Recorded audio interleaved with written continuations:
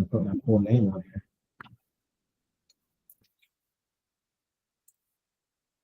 Okay. Anderson, if you would just kind of give us a little overview of what brings you back to wanting to continue to hold this seat, and kind of what you saw as some of the big highlights of your last term and what you anticipate going forward. Yeah, so just a little background as a reminder. So Anderson Sainci, originally from Florida, moved to Dubuque in 2006, graduated from the University of Dubuque in 2010 with my undergraduate degree, and then 2012 with my master's degree. Grew up dirt poor. My mom's from the poorest country in the world. But for me, at a young age, my mom taught me my values that I still live by today, which is faith, family, and community in that order. Married, I have 4 children. My oldest goes to senior. He's a sophomore, 2 at Mazzucchelli and 1 at Our Lady of Guadalupe. And interestingly, we had all of our children start off in the Holy Family School because they offer that Spanish immersion. And, for me, English is not my first language. It's actually Creole. And my wife is from overseas. For both of us, speaking another language was important for us. And so we were blessed to be able to make that decision. Since I've been with the districts and prior, mentor in many of the schools with the group that I'm involved with called the Dubuque Black Men's Coalition. So we mentor inside of Prescott, Washington Middle School, Jefferson Middle School, Senior High School, Tri-State Christian, I believe I said senior, and we've had a few in and outs at the Holy Family Schools. And for us and me, it's really about making sure that some of our students have the same access and same opportunities to just grow. Particularly, we want to make sure kids, who don't want to go to a 4-year, they are exposed to trades and other certificate programs that will allow them to be successful. We take kids on their first college visit every single year. We have an initiative that I help co-lead called the Back to School Bash. We've been doing that for 10 years, where we partner with a variety of organizations to make sure kids have access to the things that they need to start the school year. And for me, that's why I continue to run, because, for me, I'm still passionate about kids. I serve and not to pump my chest, but I serve on a variety of boards. And the first board that I ever joined was St. Mark's, because I was passionate about kids. And I recognized that the kids that they served had my background, and I wanted to be a voice for those children. And I continue to be a voice for children in our district. I recognize the unique position that I have also. I work for the city full-time as the Director of Economic Mobility, and my role with government has allowed me to interact and intersect with a lot of different organizations and people. And for me, it's like putting puzzles together. Within our district, we have a strategic plan, and our strategic plan is not just doing what's best for students and teachers, but it's also bringing in partners. And at times I can be someone who can say, oh, did you know about this organization right here, or this relationship right here? How do we connect them to the district? And so I'm passionate about kids and building puzzles with community. And for me, I want to continue to do that. I want to continue to be an advocate, continue to find ways to help kids and teachers grow within our district. And so I'll pause right there, because I believe there was another question about some of the accomplishments since I've been on the board. Is that correct? Sure. Yeah. Particularly in the past 4 years, kind of what you would point to that you're particularly proud of, and maybe what's still coming down in the next term. Yeah, I think the thing in the last 4 years was the first thing and most important thing is hiring the superintendent, Amy Hawkins. So that was a privilege to be a part of that process, to hire someone who is trusted within the community that could be also a bridge at the state and local levels. I think that's Very exciting. Two, I think we have a good board that we don't always agree on everything. We have a lot of discussions behind the scenes, but you have a cohesive board when it's time to move the district forward. And so that's another thing that I'm proud. And within our district, the strategic plan that I think is very important for us to have a vision of what we're trying to do. It's really, as you see the document, it says we're ready for every single student. And that's what we're striving to do every single day, is to make sure we have the programs and the resources to serve any single kid who shows up within our district. It doesn't matter if you come from a 2-parent home household, no parents at all, if you have any challenges, we're trying to make sure that we have the right services. And I want to continue to figure out, because we're not a perfect system, I want to continue to figure out how to make sure that we are using data correctly. We're seeing where students are not meeting any of our either academic goals or participating in extracurricular activity goals. We want to make sure we understand those gaps, and we're moving all of our students forward. And I'm real excited about this idea of making sure that all of our kids, if possible, because not every single kid is going to go to a 4-year. I'm really excited about seeing if we can make sure more kids are leaving our schools with some type of certificate as I don't want to say a fallback, but as a way, if they don't go to a 2-year or 4-year, they're ready for the workforce. And I thought about that as I traveled to Huntsville, Alabama, where my family is from. And in one of the schools, they make sure every single student leave with a cybersecurity. And so I know we have many career paths for students to participate in these programs. And I just want to see more of our students leave with something in their hand that says, hey, if I choose to go to the workforce and explore the world, I'm ready for that. And so that's probably one of the things that I'm really excited about. Okay. As you were, look back on the last couple of years in particular, there were a lot of things that the school board had to address given changes at the state level. Some things that where the state, wanted a different kind of compliance. We've talked about books in the library to how students can use be identified by pronouns, the use of their proper name versus a name they choose. There were some changes, some discussions and some votes on that. Tell us a little bit about your perspective on that. Obviously, you needed to be in compliance with the state. Were those difficult discussions, or how do you think that the board handled that? Yeah, I think there are difficult conversations, because regardless if you agree with what's going on at the state or not, these are real people who are impacted by these decisions. So I think we have to first acknowledge that.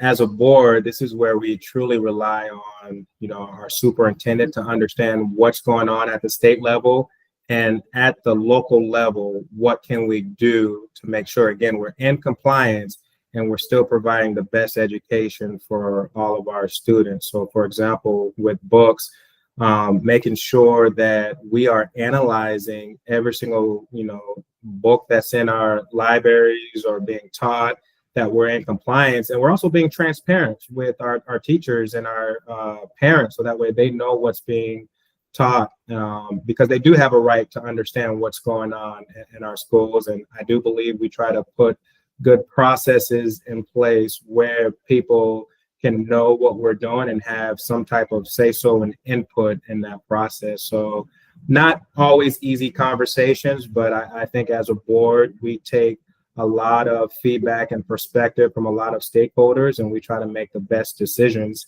And the last thing that I would say is, as much as possible, I truly believe we can't control what's going on at the White House. We can't control what's going on at the state level. It's local for a reason. So we have to make sure, as always, we are doing what's best for our community, and we're trying to keep politics out of it.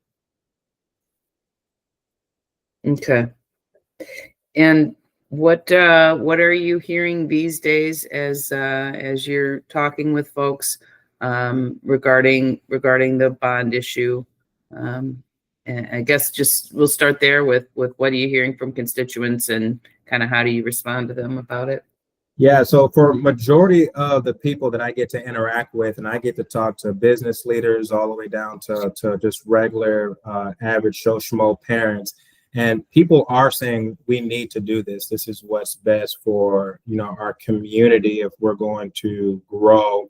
And what I try to tell just people from my understanding, I try to first talk about the why we have to make this decision. Well, first of all, nobody on the board wants to close down any school at all.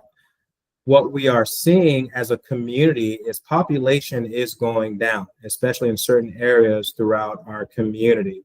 And we're also seeing at the state level us getting less funding per kid to pay for the bills. And so what it is, I don't want to use the word force, but what it's having us do collectively is trying to figure out how to be more efficient, because if students is going down, revenue is going down, but our expenses are going up, we truly still have to do what's best for the entire district, and not just thinking about the 4 years that we have. This is going to impact generations to come. And so that's the reason why we have to do it. And listening to our superintendent and her administration team, they're coming up with the best ideas and solutions, not on their own, but also engaging parents to say, hey, here are all the various options. What do you think? And so I think when you explain that to most people, I think most people will say, okay, I understand. And I think there's a few people who still will look at it, from their lens, saying, hey, either I don't have kids there, or I'm an elderly person. It's going to impact me financially, because of this. And it's just more perspectives, Do you think, how do you respond to the argument that some are making that renovation at Washington would serve just as well as much as Senior was renovated, and be cheaper than a whole new school? Yeah, when I hear things like that, I think the best thing that I can always say is, have you talked to our superintendent, right? We're just trying to give them the facts. I think that's the best thing that I can do as an advocate, is to make sure that they are getting all the information that they need, so that way, again, they can go back within their own circles to talk to other people. I try not to go like in an argumentative way or debate people too much. I always receive people's perspective, and hey, have you talked to your superintendent? Have you been to any of the community engagement efforts that they're done in the community? Can I help you, connect you? Can I get your email or your phone number? We'll make sure we'll respond to you right away.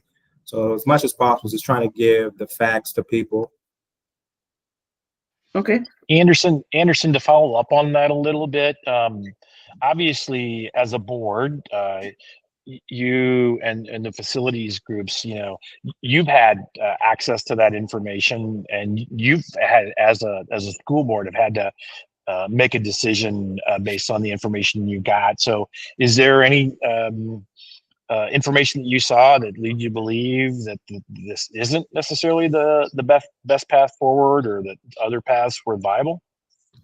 No, when I saw what the superintendent provided from, like, let's just say just different locations, and we looked at different locations where we could potentially either build something new. We looked at the current site at Washington to see, because of the full area that we have, what we could do there. We took the recommendations of the superintendent, and that was the best option for us. So also following up, Anderson, so the last time the bond issue failed, and since that happened, a number of the projects that were in that bond issue have been funded. And in sitting through the presentation from the superintendent, they found the money to do some of these projects.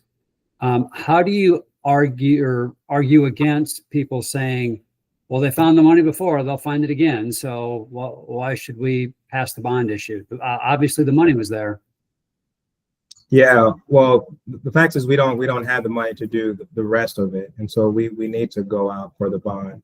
And I think you bring up a point that I do want to highlight, that originally when the project was a lot larger, and we went back to the community when it didn't get approved, we asked what was the reason behind it, and we took care. We listened, and we took care of what everyone said we should do. And the bucket of money is pretty interesting too, because the money that we're asking for can only be used for infrastructure. It can't be used for anything else.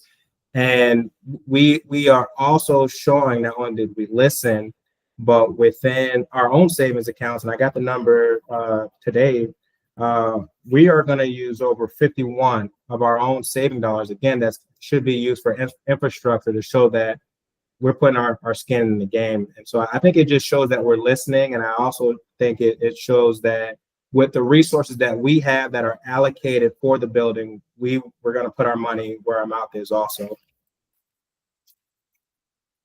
The number 51 that you threw out, what was that? So that's what we have in our savings that we're going to spend. 51 million? Yep. Okay. Just wanted to clarify that was a dollar amount, not a percent. Yep. Sorry about that. Do you, as a board, talk about the what if it doesn't pass? Do you have contingencies in mind?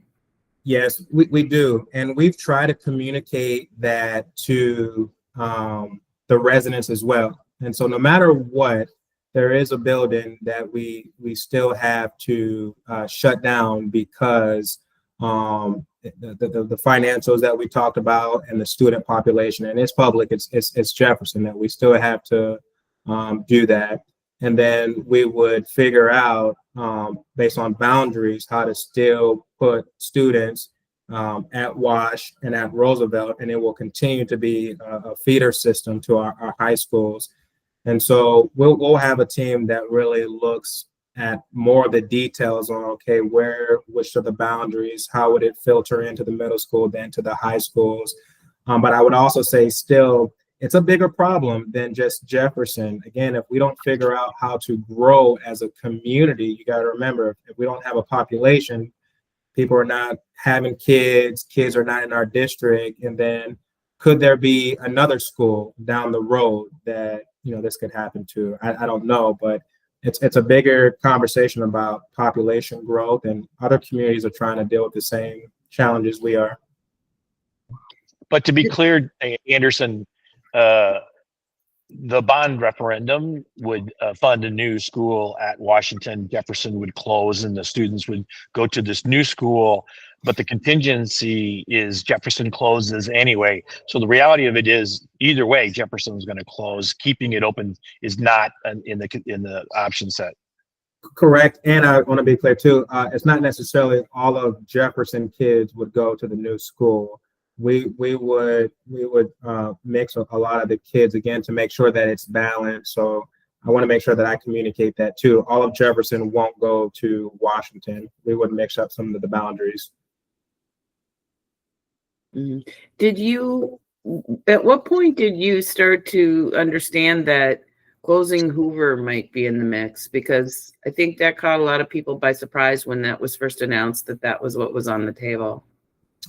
I want to say it's been probably a year that we were talking about it, and I know throughout times as a board, when we present to the community, we show student population at all of our buildings, and we began to say, okay, just looking at the numbers, these are some possibilities. Mm-hmm.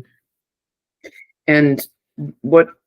I mean, I'm going to guess that decisions around things like that are among the hardest, or what are kind of the hardest decisions the board makes for you personally? I think the hardest decision that I've ever made, and there's been a few, and I'll start year one. We had to figure out, was Prescott going to be a charter or not? I think that was very hard, because the charter said there was supposed to be some very specific outcomes that were going to close the learning gaps between students. And although that wasn't happening, there was still a connection with the charter. And many families loved that charter status, that they got to do a lot of creative things outside of the district structure. So that was hard. I voted to keep the charter, and that was like one of my first votes. And other board members, I think there was another board member who agreed, but everyone else had a different perspective. And I think that was hard because now board members are disagreeing, right? But you still have to move forward collectively.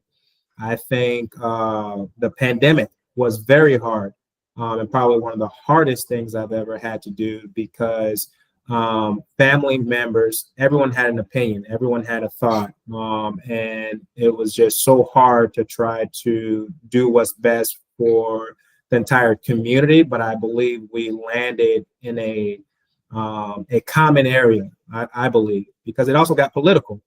And I think the board came together and we just found, for me, a common ground to say, hey, if it got to a certain threshold, can we all agree to put the mask on just for that building specifically? And then when the cases went down, we can go back to, you make the choice what's best for you. For sure, I would say the closing Fulton or any school is very hard, because again, people have connections, and these are people. When Fulton was the school that we closed down first, I remember going there, and there was people who had kids going to that school, and so there was a deep connection to Fulton.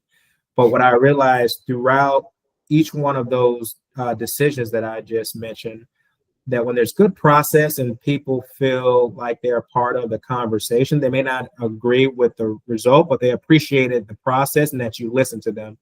And so those are some of the things that I believe that has been hard as a board, at least for me.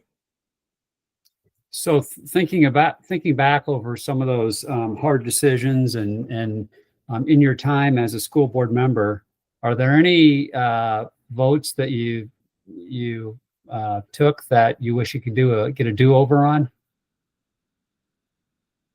Yeah, that's a good question, Mike. And I would say, for me, I try to make sure I do a few things before I make a decision. Number one, I try to get all the facts, include talking to people, and get much information. From there, once I get the facts and I'm processing, I'm going to make that final decision, and I have to live with that. And so I don't think there's any decisions that I regret. I would say every single decision I've made wasn't easy. It was very difficult, and in some cases kept me up. So again, like the pandemic, nights, talking to people, connecting, emails, phone calls, in the community, you name it. Once that decision was done, it still kept me up, because again, you knew some people weren't happy. So no decision is ever easy, but once you make that decision, you have to live with it. Well, what's the best way, do you think, for you personally to get the pulse of the community when you are really looking for input or to kind of inform your own decision making? How do you go about that, and what sort of mechanisms do you use to get in touch with a lot of different kinds of voices? Yeah, so I think the first thing that I try to do is connect with our superintendent, because I think that's the person you're hoping who has a good pulse of what's going on in the community. So I try to get that person's inputs, thoughts. I ask a lot of questions because I'm curious. What's also, I guess, unique with who I am in my role is I work for the city. I'm on a lot of boards. Again, it's not to pump my chest up or to make it seem like I'm important or not, but I think that allows me to have multiple touch points with a lot of people. And then just where I'm located with work related, I walk everywhere. And I think a lot of people, they're not scared to come and talk to me and ask questions. Doesn't matter if I'm in the community, walk into whatever meeting. If I'm in the grocery store, people know who I am. They ask me questions. They ask me what I think. I'm getting their input. And so for me, it's trying to be intentional at the end of the day, is just using my networks. And if there's not a network that I'm not connected to, it's just asking those questions and making sure I got enough, input before I make any decisions.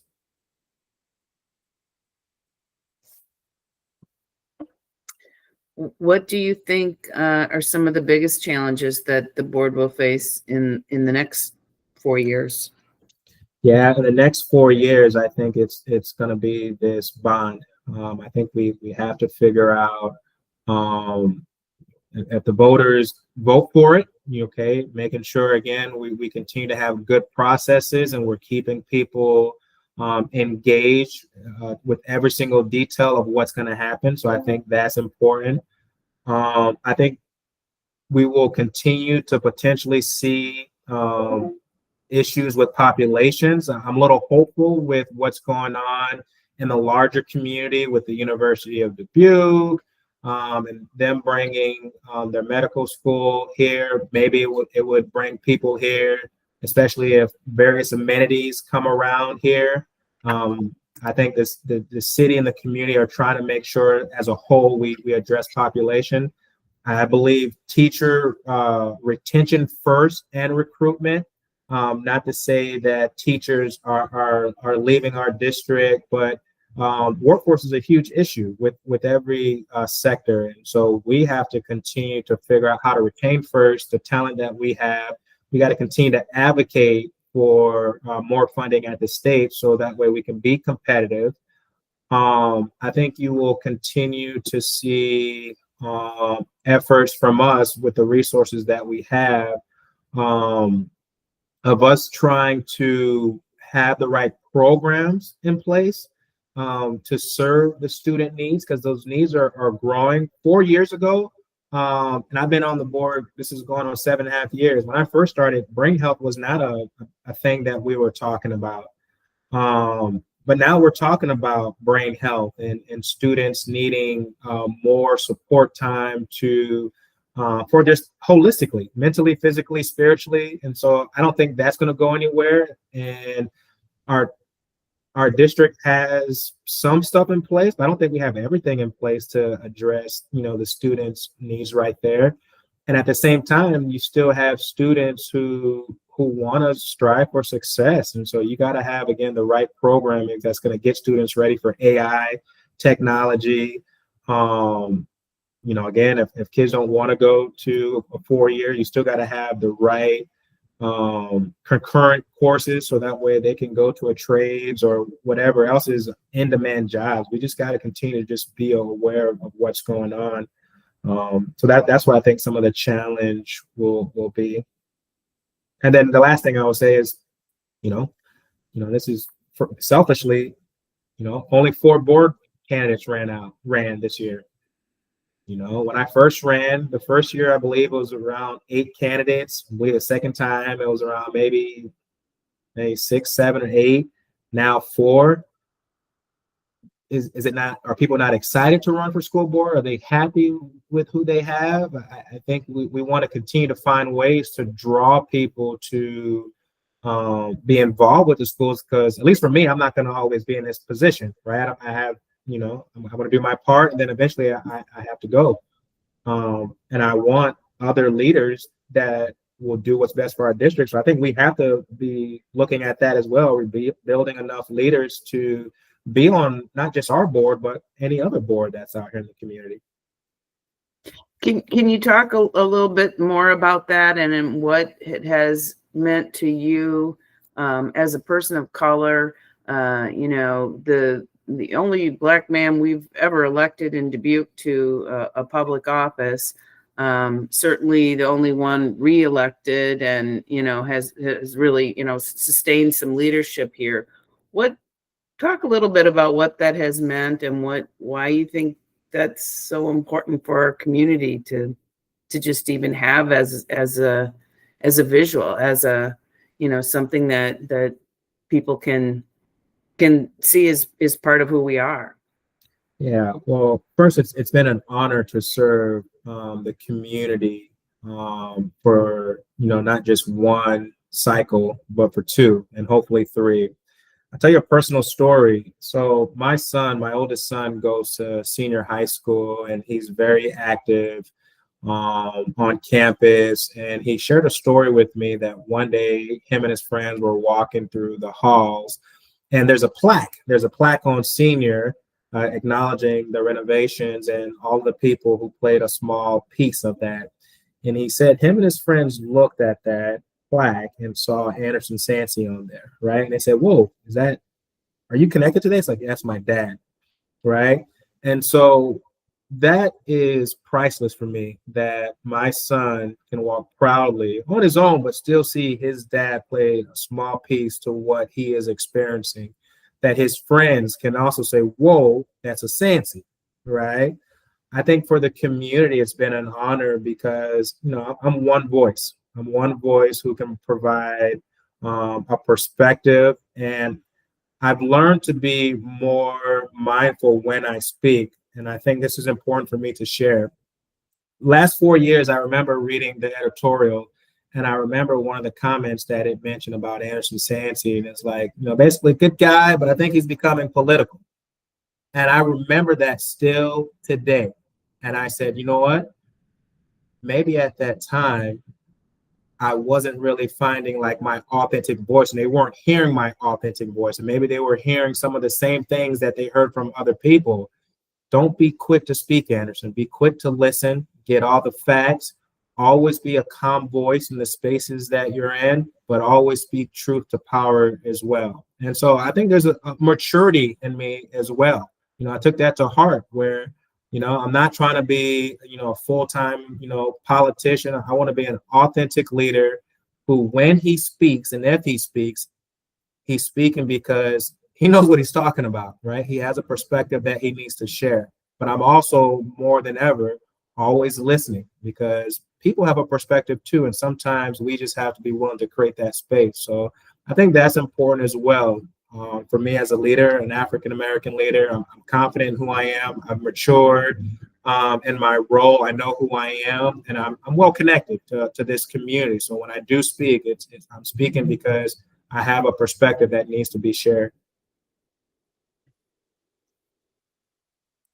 You mentioned the brain health issues and how, probably 8 years ago, I don't know how much we were talking about that at election time. Certainly it's a big piece of what teachers and administrators are dealing with every day. The brain health rooms, were you ever a skeptic of what the reality of those might be? Were you a big proponent from the beginning, and kind of how do you see that now?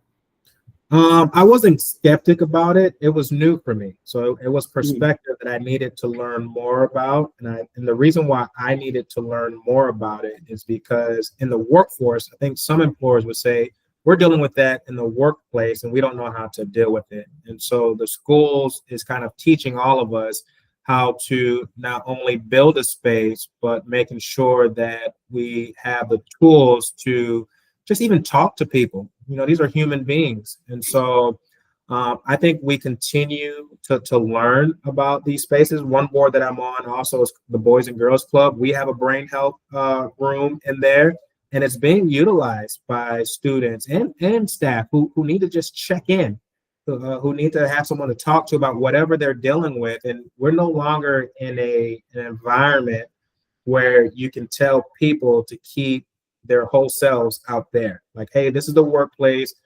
You only are here to work, because people are bringing all of their baggage in. And I think as leaders, we have to have a little more emotional intelligence, meaning we have to understand how we respond to certain things, but also how to recognize when people are not coming in the way that we normally see them. And we have to figure out how to get them there, right? And that could mean just say, hey, do you need 10 minutes to just, talk to someone, or 10-minute break? What do you need in order to be great, and how can we help you to do that?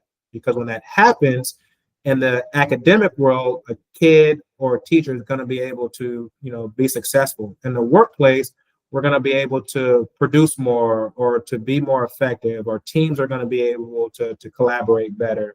And so it's a new world that we're going to be in for a while, and we all have to figure out how to just navigate this space, because it's not going nowhere.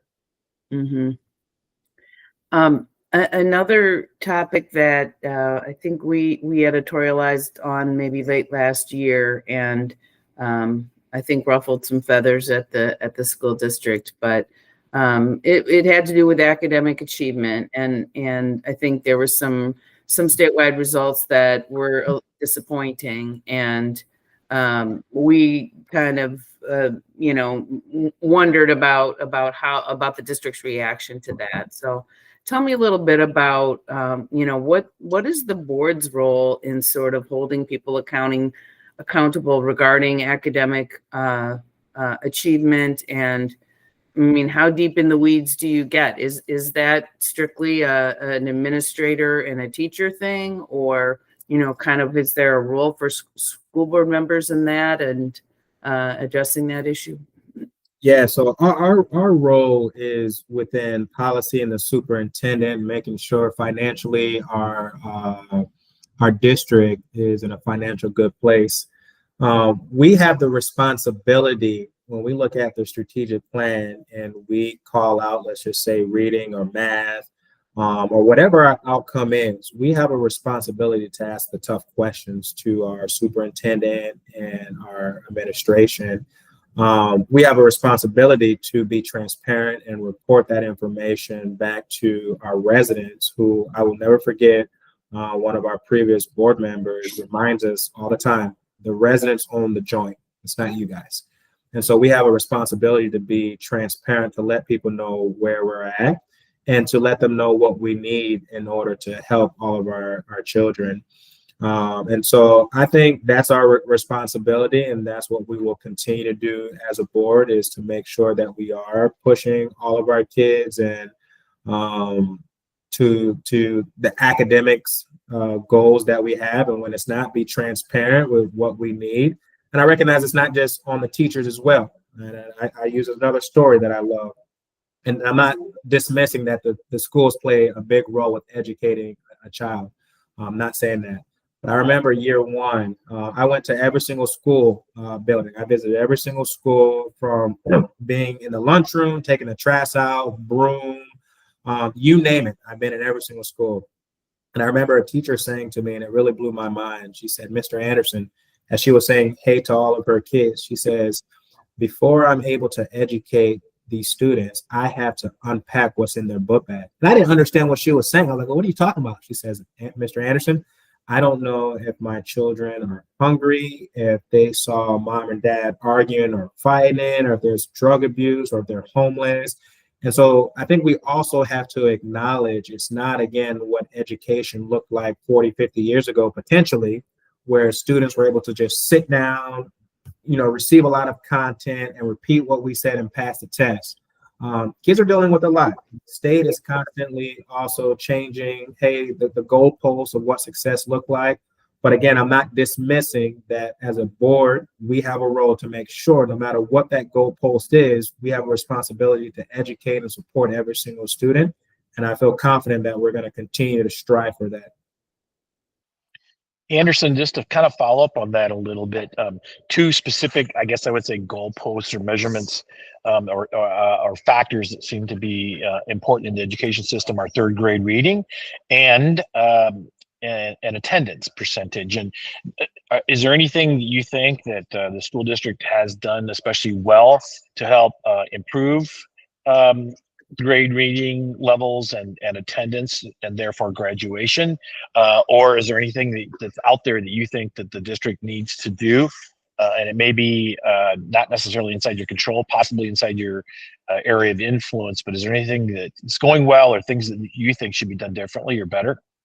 Yeah, what I remember right now, attendance is going good. And so I see and experience myself the work that our teachers are doing, from calling, going to people's houses, knocking on the door, doing everything in their power to get students to the schools. And so that's very hopeful. And I think as a mentor, I try to reinforce that in every single building that I'm in when I'm talking to my students, to talk about the importance of being at school, because when you're at school, you have the ability to learn.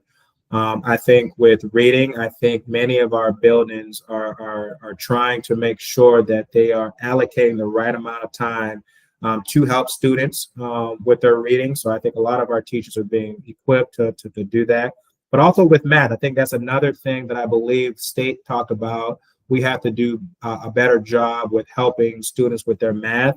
And I feel very confident that our district will try to find the best solutions for all of our kids to make sure that they're doing good with math as well. I think both of them are as important. The reading is something nationally that has always been a focus, but now we're seeing that math is a struggle as well for some kids. So we have to make sure that we can support both of those, in addition to a lot of the other very core curriculums that we have to address: science, English. Financial literacy is something that we got to constantly teach kids as well, or young adults as well. Yep. Thank you.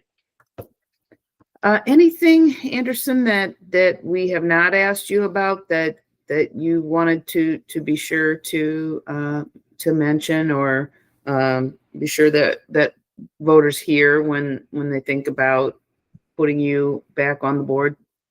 Yeah, well, I think the most a few things. It's passion while I'm still running for the school board. I love what I get to do for the community. I love that outside of the school board hat that I have on, I get to take students on a college visit or expose them to trades with other community members. I love to partner with a lot of individuals when it comes to our students. The Back to School Bash is a great example. Trades Day is a great example. But the icing on the cake for me, and I think a few people know this, is my oldest is a sophomore at senior high school. And I would hope that I could do this without being on the board.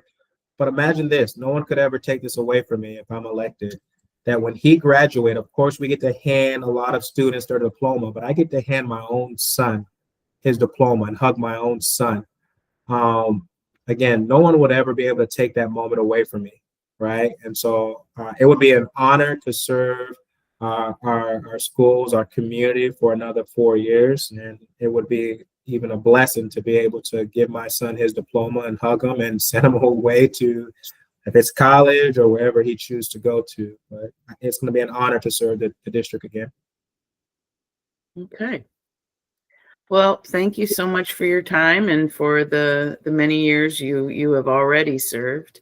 I know it's not an easy job, and especially it only takes a bond issue to remind everybody just how many headaches come with serving for public office. So thanks for what you do. Thank you, guys. All right, that's all we've got. So appreciate your time. Take care. See you, Anderson. See ya. Thank you.